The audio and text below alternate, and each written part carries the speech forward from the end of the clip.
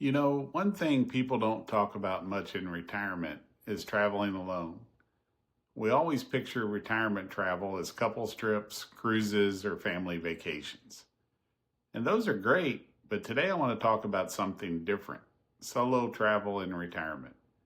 Because I've done two solo trips that really stuck with me, one before retirement and one after. And both experiences showed me something important. Traveling alone can actually be freeing. So in this video, I'll share those two trips, what I learned, and why solo travel might be something worth considering in retirement. So why does solo travel feel different? When you travel with someone else, every decision becomes a discussion. Where should we eat? How far should we drive? Do we want to stop here or keep going? And that's fine. That's part of traveling together. But when you're alone, every decision is simple. You just do what you want. Stop when you want. Eat where you want. Change plans whenever you want. That freedom surprised me the first time I really experienced it. Excuse me. My first real solo adventure was a Route 66 road trip. I copied a trip from a travel website called takemytrip.com.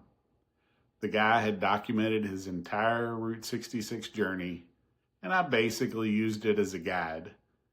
I turned it into almost a scavenger hunt. I tried to stop at the same places he had gone, took places at the same roadside attractions, looked for the same historic stops, and I loved it. Instead of big hotels, I stayed in old Route 66 motels, the kind that have probably been there since the 1950s. Neon signs, quirky decor, places full of history. I also mixed in visits to diners and restaurants featured in Guy Fieri's Diners and Dives books. So the trip became this mix of nostalgia, food stops, and classic Americana. I drove all the way to Tucumcari, New Mexico before turning around and heading home. And the whole time it was just me, the road, and whatever I felt like doing that day. If I saw something interesting, I stopped. If I wanted to keep driving, I drove. No schedule, no pressure, just freedom. It's a pretty awesome way to travel. My second solo trip was after retirement. And it was very different. I flew to Spain, landed in Madrid, then took a train to where my walk would begin, the last 100 kilometers of the Camino de Santiago. If you're not familiar, the Camino is a historic pilgrimage route across Spain, ending in the city of Santiago at the cathedral believed to hold the remains of St. James.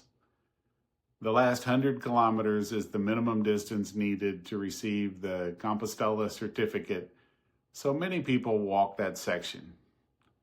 Every day was the same routine.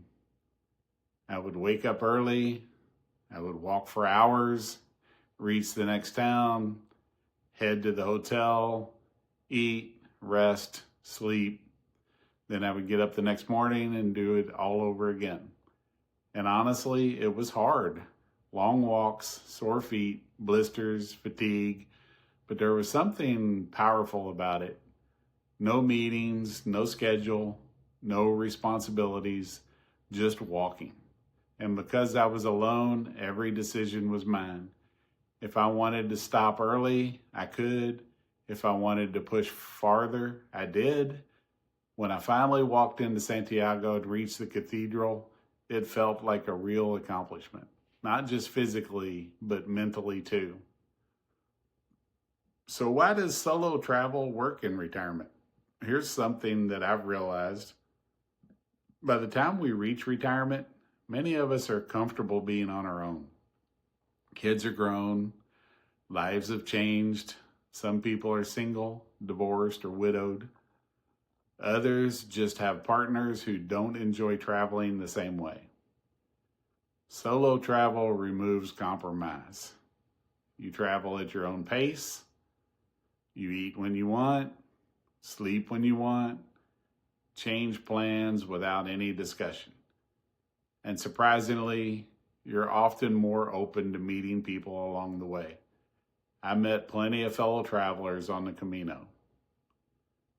Conversations happen naturally when everyone's walking the same path.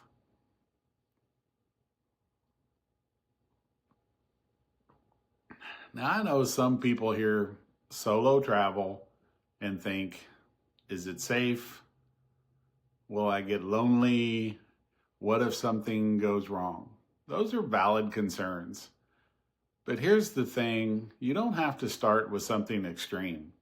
A solo road trip, a few days in a nearby city, a guided walking trip. Start small and see how you like it. Looking back, both of those trips gave me something important. I gained confidence. They reminded me I could still figure things out, adapt, and enjoy new experiences even later in life. And honestly, sometimes it's nice not having to ask anyone what they want to do next. Just wake up and go. If you've ever taken a solo trip or you've thought about it, let me know in the comments.